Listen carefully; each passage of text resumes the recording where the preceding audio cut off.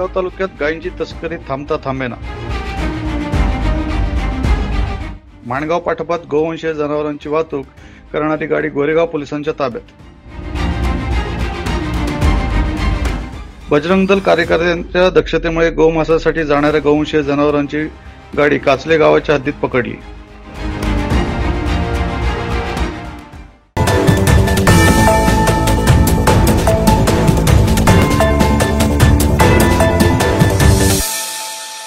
दोन दिवसापूर्वी खुद्द माणगावात पोलिसांनी कारवाई करीत गायींची वाहतूक करणारे 5 पिकअप गाड्या जप्त केल्या होत्या.